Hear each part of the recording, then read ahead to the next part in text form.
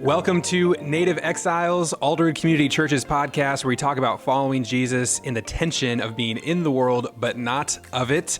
And welcome, because this is a brand new season. Season 2 has begun, Steve. I'm excited. It feels really good to be back in this chair. Yeah, can't wait. And we got a lot of fun things planned this year and a great first episode, if I do say so myself. Jeff Iliff, our guest today, is a fascinating guy. Should we start with the fact that this guy has a TED Talk with 5.5 million views, Wyatt? Yeah, which is almost as much as Native Exiles gets. Yeah, it's close. So, we're happy to be able to help him out a little bit with his notoriety.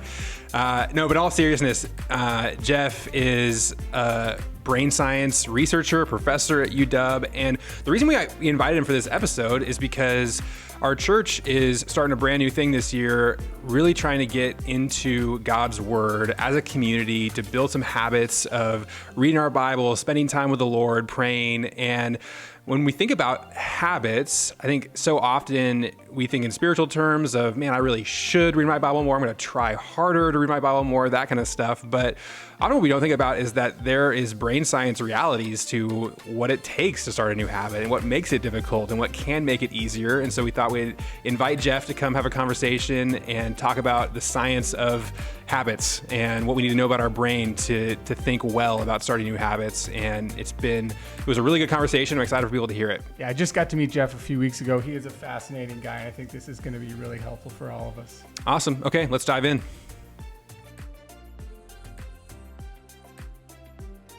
Well, we are looking forward to jumping into, as a congregation, God's story. We're going to be reading through the Bible together this next year.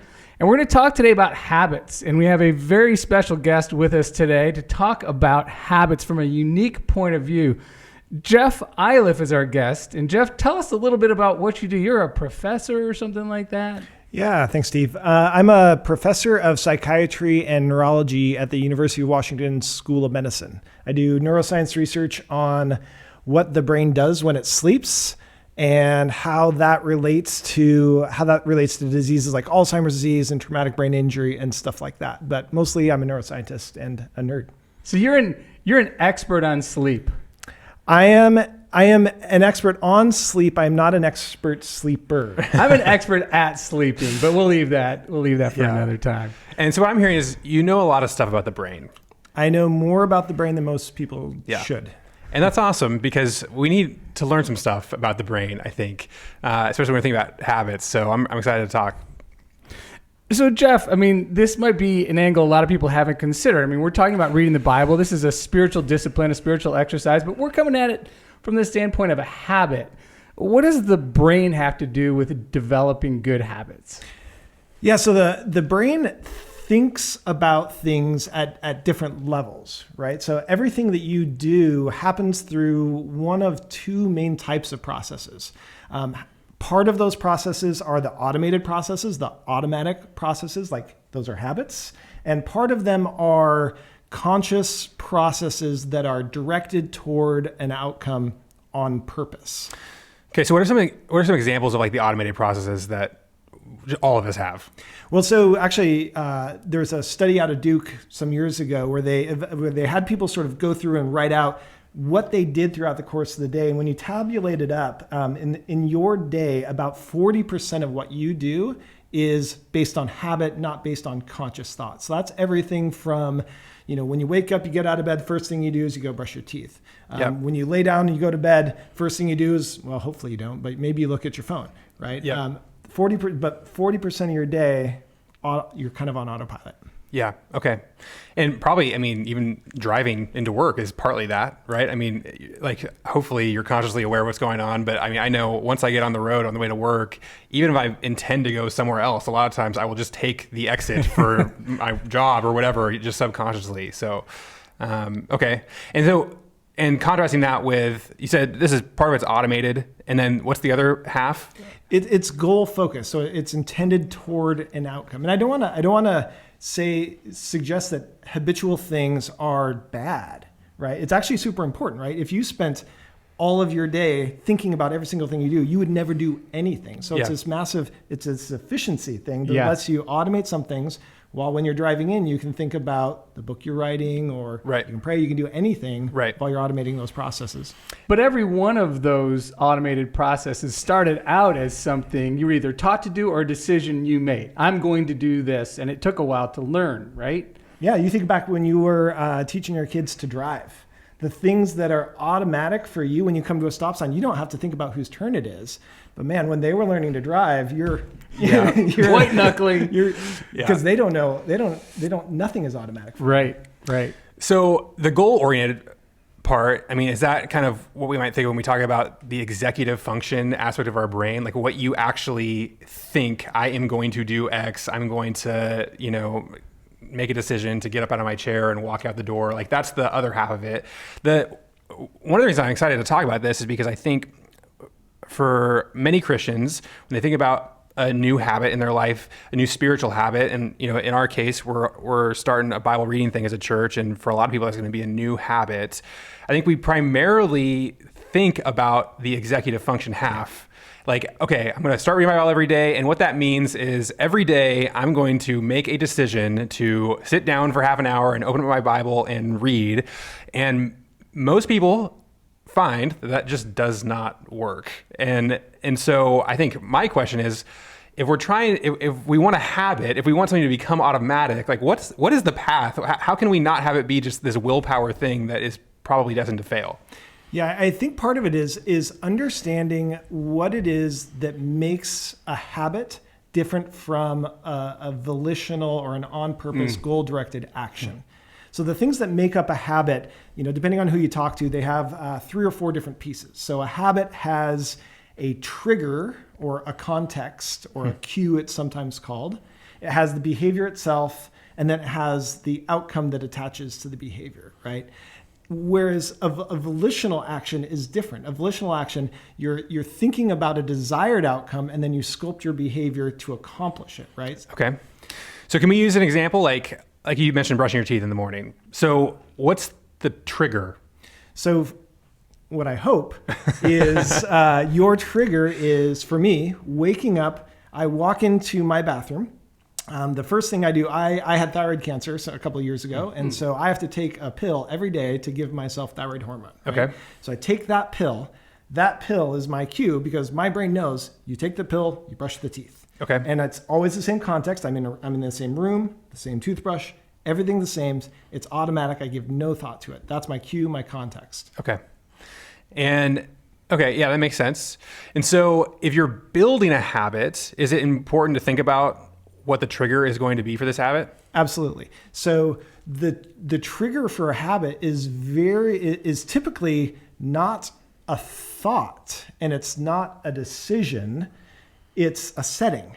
Mm-hmm. So very often it's where you find yourself in, or who you find yourself with, or something that you hear or you do. So for toothbrushing, for me, when I travel, I brush my teeth less often because the location of where I wake up is different, and so I don't get into that thing. Now, don't judge me for not brushing my teeth while I travel, but makes sense.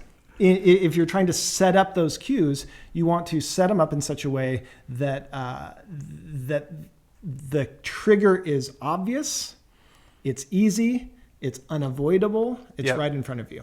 So, I mean, right away, if somebody's listening to this and they're wanting to start a Bible reading habit in particular, like one of the things I'm hearing from you and learning is you have to have a plan. Your plan can't just be, I'm going to read my Bible more. You have to actually have a strategy involved of, okay, I'm going to let this be my trigger to do a habit. And so, I mean, would you think that would involve, it would be at the same time of day every day? It would be in the same place every day? I mean, would that be important in trying to be successful in implementing a habit? Yeah, so the brain tries to make things routine. And the things that make something routine is time of day and the physical location and the people around you. I think about my wife and I have a habit of praying together in the morning before the day goes crazy. And it only ever happens when we sit in these two blue chairs in our living room. So interesting. And so, like, if anything happens in the day where one of us isn't sitting in the chair at the right time, we miss it. Yeah. But when you sit in the chair, it's the only thing that happens. So if you're wanting a habit of, Bible reading, whether it's in the morning or in the afternoon or wherever, it could be a place that's easy to get to, where you sit down and don't worry about what it looks like, but you want all the barriers removed. So the Bible's out. It's there. That's so interesting you said that, because I was just thinking about the words we read not too long ago in the Sermon on the Mount when Jesus is talking about prayer, exactly what you just brought up. And he says, go into your inner room and close the door. I'm the same. Like, my prayer time in the morning, I try to always do it in the same spot because it's familiar and it's become habit. It's interesting. And okay, I'm thinking about this. We're talking about building a good habit. Not all habits are good. And like, I think a lot of times the struggle of implementing a habit like Bible reading, I know it's true for myself, my other habits that are very well ingrained get in the way. So like, if I am going to do a Bible reading thing and it's on my iPad, one of my habits that I wish I didn't have, but I do have, is that if at any point a notification pops on my iPad, I will click on it. Yeah. It's like, don't even have to think about it. It's just second nature. And I hate this one even more, but I have this habit where if I'm on a device, I will just subconsciously open up Facebook and like, without even thinking about it, it just happens. I don't know. And so like, I've realized that those habits are hugely detrimental to trying to build a Bible reading habit if I try to do it on my iPad. And so I've had to think about ways to cut off certain habits. Like for me, one of my things is if I'm going to spend time with God and use an iPad, its airplane mode is on. I've actually gone through and tried to cut out all of my notifications in general because it's just bad for me. Not just when I'm reading the Bible, but just in life, it's bad to be constantly distracted by notifications popping up. So, any tips on breaking a habit that has been ingrained? Yeah. So if you break down a habit, good or bad, into a cue, the behavior, and then the outcome, then all you need to do. It's so easy. Everyone can do it. The goal is to create as much friction as possible for the negative habit, right? And as little friction as possible for the positive habit. So in the case of cueing, right? So the one you just talked about is I open up my iPad and I check the news, or I go on Facebook. Well, the cue is the iPad. The behavior is Facebook. The outcome at one point was pleasure. Mm-hmm. Now it's not, which is actually the definition of a habit. Yeah. Behaviorally, a habit is an activity that has become disconnected from the reward. Meaning, if you were a rat, interesting, and you press the button, it gave you a reward. If I took away the reward, if you keep pressing the button, even though there's no reward, that's a habit. That's Facebook. Right? Yes, it is. So the goal is, can you create as much friction as possible between you and Facebook, and as little as possible between you and the Word in this case?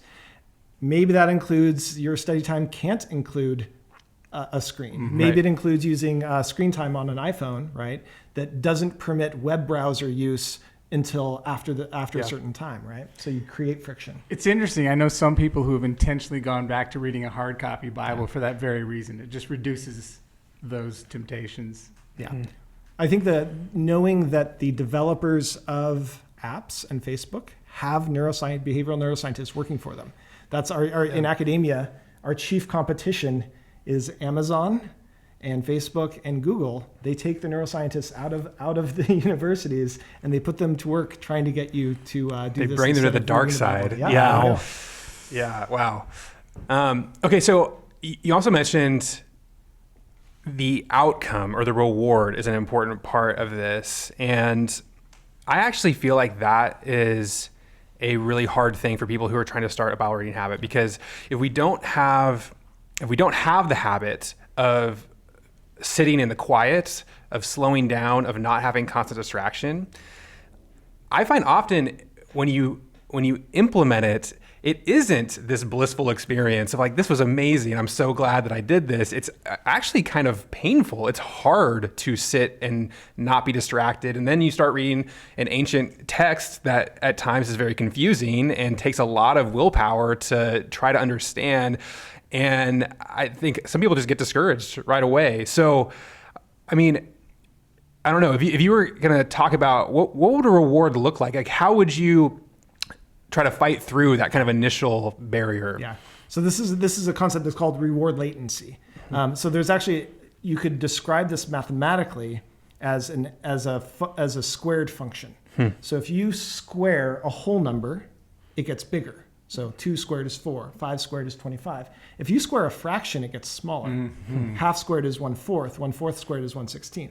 Yeah. And in the early phases of forming a habit, the reward is fractional.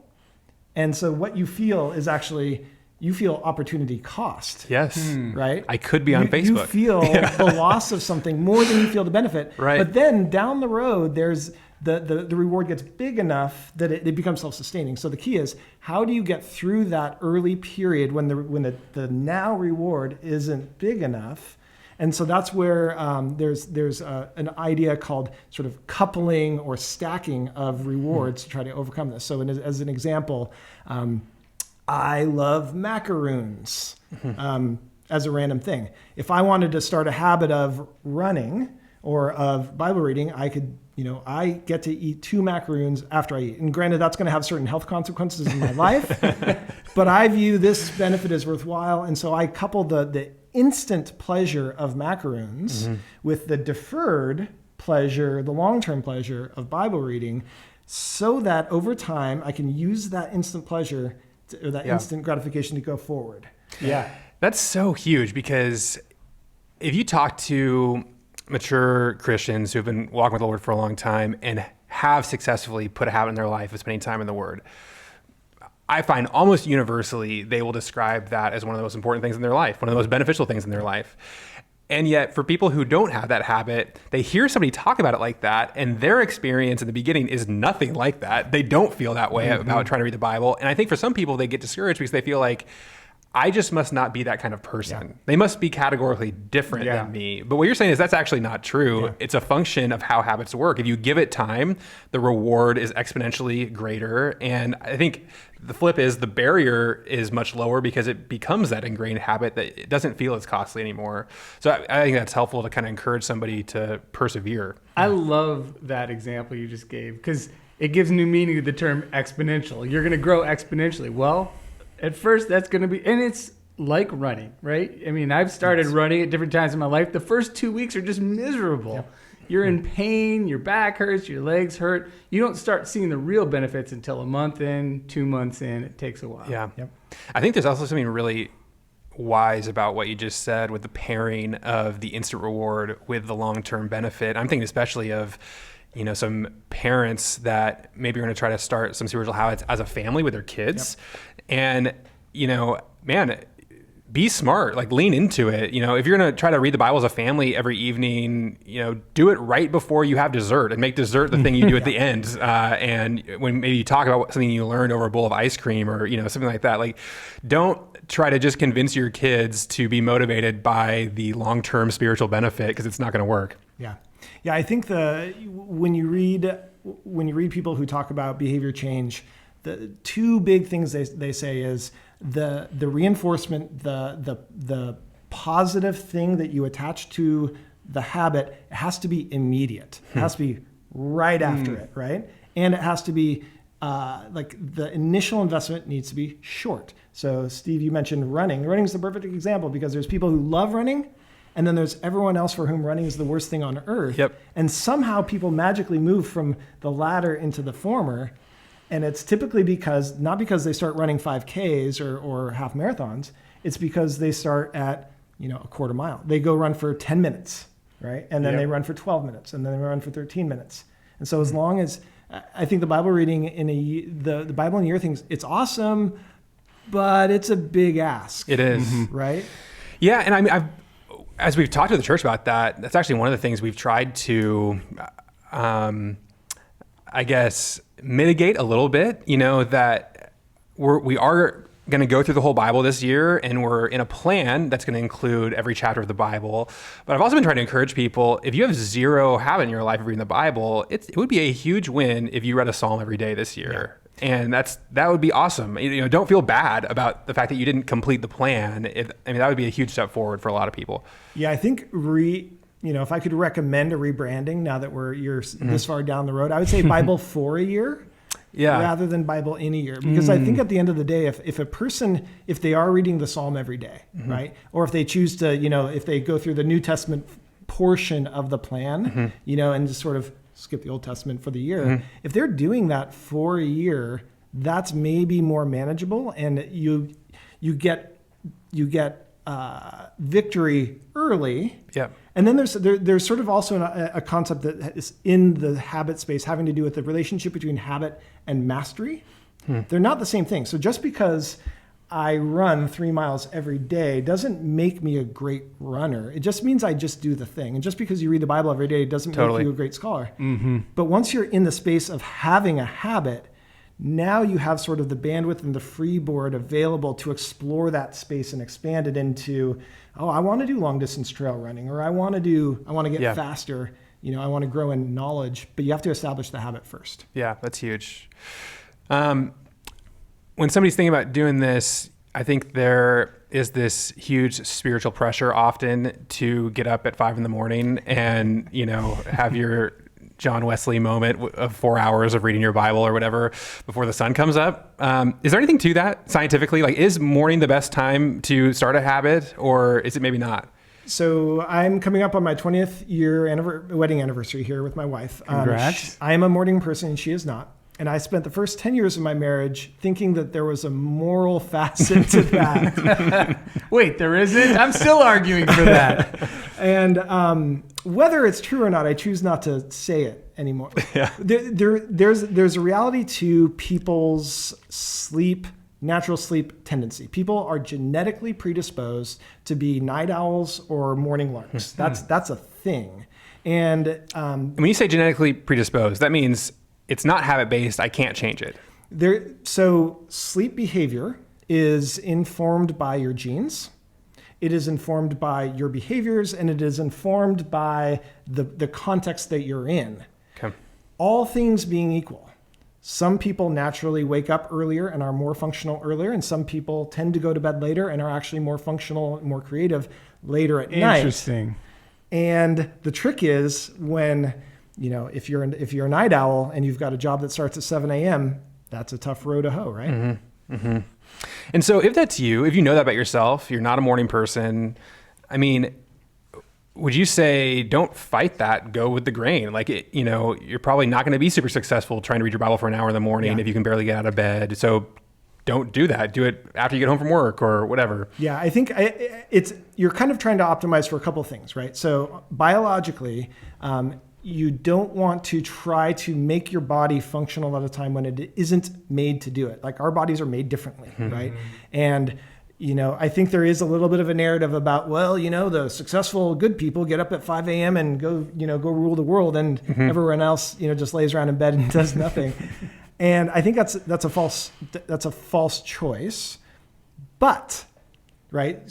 But it is also true that once your day gets going, whenever it starts, cares build.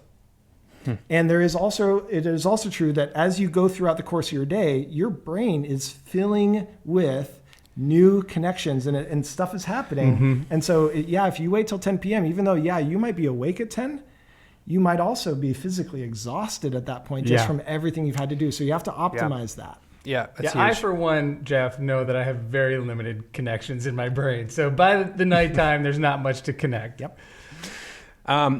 We didn't prep you at all for this question, so it's fine if the answer is just I don't know. But one of the other things is we were recognizing how big the ask is of reading the Bible in a year. I mean, most adults right now are not reading books. So to try to read the Bible in a year is a huge ask for non-readers in particular. And so one of the things we invite people to do is to say, okay, don't read, listen. Yep. And don't feel bad about that. Like, just if you know that you're not a reader, it is not bad at all to have somebody read the Bible to you. And in fact, that's how most of these texts were meant to be received. There were no Bible readers in the days of Jesus or any of the New Testament authors or Old Testament authors. And so I'm curious though, do you think that that I'm right in saying that? Like, it doesn't really matter. Pick one if listening is better for you, or is there a different brain thing going on with reading than with just listening to something? Yes, but no. So is reading different than listening? Of course it is. When you read, you're engaging your visual system, which for humans is one of our strongest sensory inputs, right? You're forming visions in your head. Many of us, when we read, we hear a voice, right? So there's sort of an auditory element. So it's a very rich medium, which is one of the reasons why I think many of us, back when we had attention spans, were able to retain more when we read than if you just heard a lecture or something like that, right? So there is that.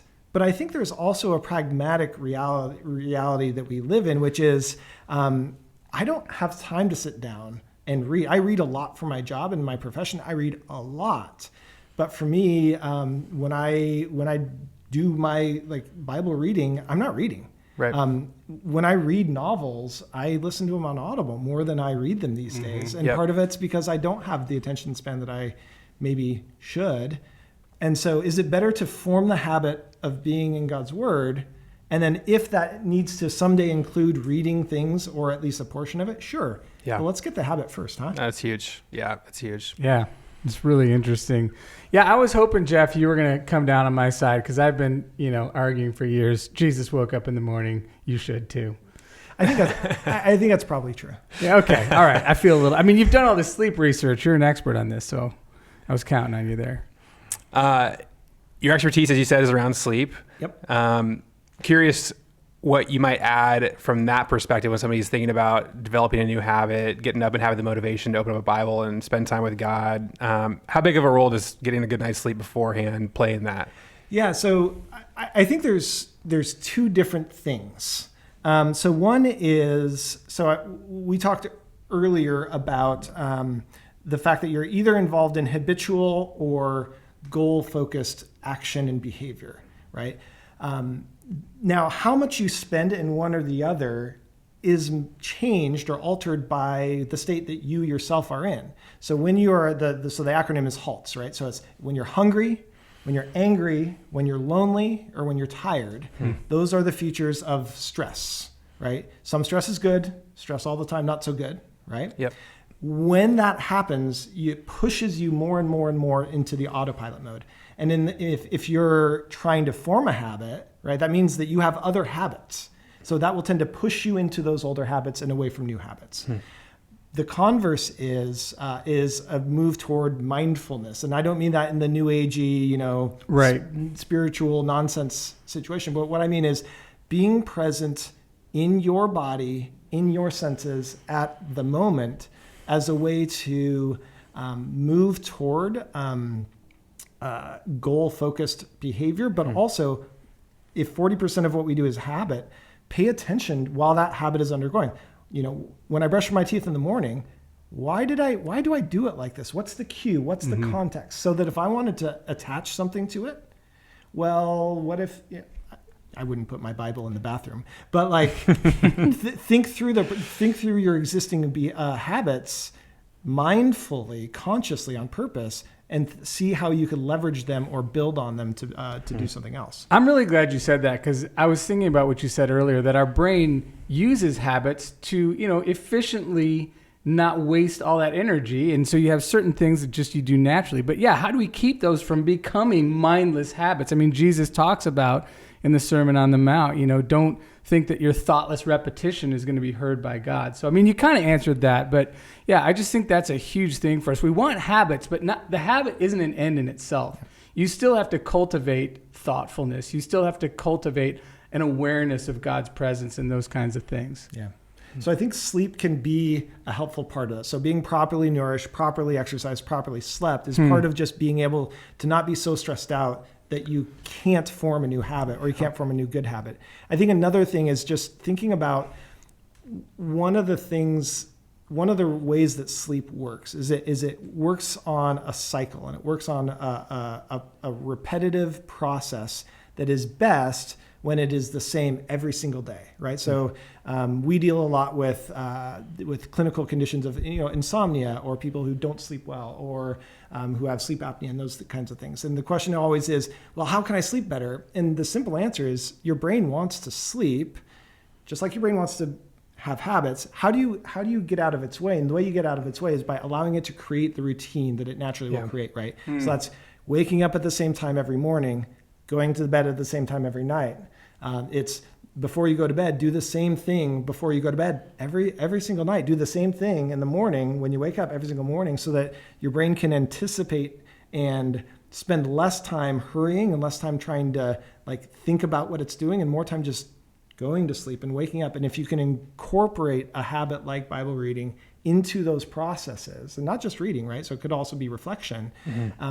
Then you're taking advantage of those natural rhythms and processes and attaching something to it that you want. Yeah. So if I could paraphrase you, what I heard you say there, Jeff, is Jesus woke up early, and godly people also wake up early and spend time with. Man, why are you so fixated on this? This is really kind of weird. I don't know. I have a thing with my wife. She wants to sleep in, and I like to get up early. It must be genetically predisposed, like you said. I'm one of the black sheep because I'm just not a morning person. I mean, it's been one of the long-standing hurdles for me to have good habits spiritually in my life. Is morning is the best time, I think, for me to be doing those habits. It's when I haven't gotten caught up in all the stressful things of the day and a million things on my mind, and I'm not exhausted from everything, but I just have the hardest time getting out of bed early. Yeah. And even once I get out of bed, it takes me so long to actually wake up that I'm still kind of groggy and half falling asleep and all of that. So that's been something I've had to navigate. And,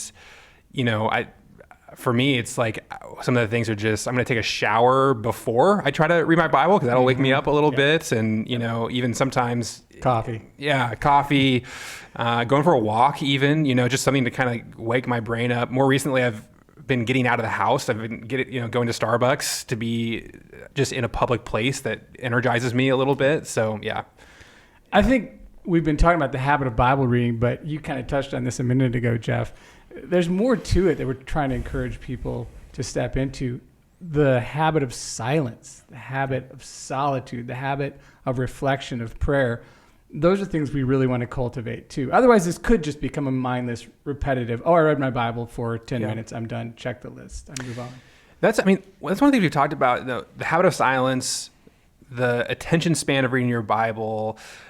From a brain science perspective, how much change can people expect there? Like, if they have a attention span of a minute right now, and they realize they can't get through a single chapter of the Bible before they're off to something else, how much can they expect that that's something that can grow and change, or that's just kind of who they are and tough luck? Yeah. So in one sense, we are now who we are, and the person that you now have to work with and the materials you have to work with, it's you.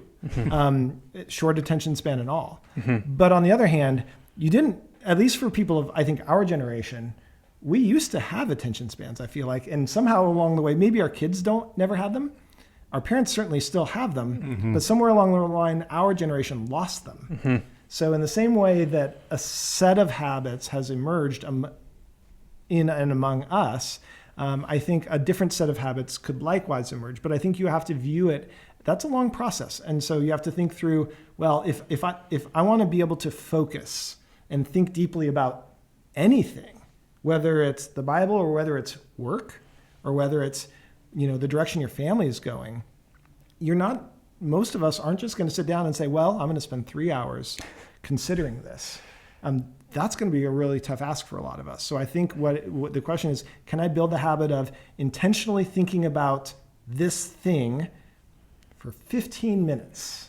But then I think you have to make those cues. And one of the things that's nice about silence is the absence of many of these cues, right? Solitude is the absence of a bunch of cues, right? So your phone isn't around, screens aren't around, maybe people aren't around. So you remove those cues so that they can't cue you, so that there's space for these other habits to just kind of wedge in, maybe 5 minutes, maybe 15 minutes, and maybe in 20 years, all of us will have our attention spans back. Let's meet back in 20 years and we'll see. We'll see. Can we throw one more question out here? Yeah. Our super podcast producer, Toby Fahn, in our planning for the show, mentioned a saying maybe you've heard. It takes 27 days to build a habit, but 3 days to break it. I mean, is there truth to that? How long does it take to really build a solid habit? So if you look into the literature on this, the number, so someone actually did a study, it was published in like the European Journal of Psychology or something like that, where they evaluated how long it took to form new habits. And the range was between 15 days and 300 days. Nice. And the median, which is, if you remember statistics, right, that's the middle number, it was something on the order of 60 days. Okay. Wow. Right? So 30 days is about right? Maybe. But I think the thing to think about is, and it is also true that when you're building a habit, one miss is a miss. A couple of misses is another habit, right? Yeah. And so that's one of the reasons why, as you build habits, having the step be very small, and the first piece of it, like my habit is I'm going to sit in that chair that has a Bible on it. So I leave a Bible there at night, right? So that I don't have to move it in the morning. And my habit is I'm going to sit in that chair for 2 minutes when I first wake up. Well, 2 minutes. You can do anything. You can hold your breath for 2 minutes. Well, maybe you can't. But you can do anything for 2 minutes. Well, if you sit in that chair and the Bible's there and you're there for 2 minutes, well, might as well open it, right? Nothing else to do. And so if you make the ask small enough, then you can sort of then your chances of that failure going again and again and again gets smaller. But I think so. When you think about a habit, I think thinking about it as being like entrenched forever, I think it's important to not get fixated on that, because at the end of the day, if you're a runner, are you a runner, Steve? Not anymore. Okay. If you're a runner, you might not run for a week, but if you're a runner, even if you take a week off, you go back to running because you're a runner. Yep. Right. And so the question is, how do you go from being a non-Bible reader to being someone who just does? And so that if you miss a few days, it's not a big deal. Yeah. No, it's interesting. Well, as we get close to wrapping up here, I wonder if we have any just kind of last tips for somebody who's going to start something right now, like trying to implement a new habit of Bible reading. Any other words of wisdom or advice for somebody in that spot?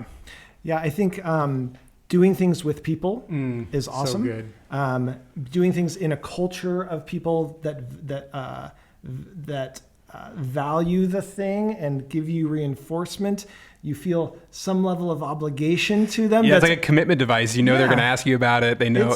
And as long as it's not really negative, and as long as the ask isn't big, right? So if you ask me, Wyatt, hey, did you get all the stuff done today? I'm going to be like, oh man. Right. But if my step was, hey, did I read the first bullet point in the plan? Well, I can do that. And I would do it with someone. I would set up, I would remove all the barriers. So if I'm going to do it in a place at a time, set it up the night before, get it ready. Yep. So that and you connect it to a series of events, right? Reduce the friction, like you said. So when you grab your cup of coffee, the first thing that you don't get to do anything else in the morning after the coffee, unless you sit in the chair, right? Yeah. So and then connect it to immediate short-term pleasures, right? Whether those are macaroons, whether those are friends giving you encouragement, or whether it's you get to go watch television afterwards. Yeah, I think it's a good one, honestly. I mean, most people have that as their pleasure thing in the evenings, is turn on Netflix or whatever. So, I mean, what if that was your reward for, reading your Bible with your family was, as soon as we're done, we're going to turn on our favorite show. And sometimes I think we overplay the motives thing, right? We act like you have to have perfect motives. That's somehow mercenary to attach a rule. That's ludicrous. Yeah. Well, this has been great. Jeff, thank you so much. I've learned a lot, and I'm encouraged. I think we're going to see some new habits get built this year, and I know I'm looking forward to that in my own life. So cool. Thanks for having me. It was fun. Thanks, Jeff.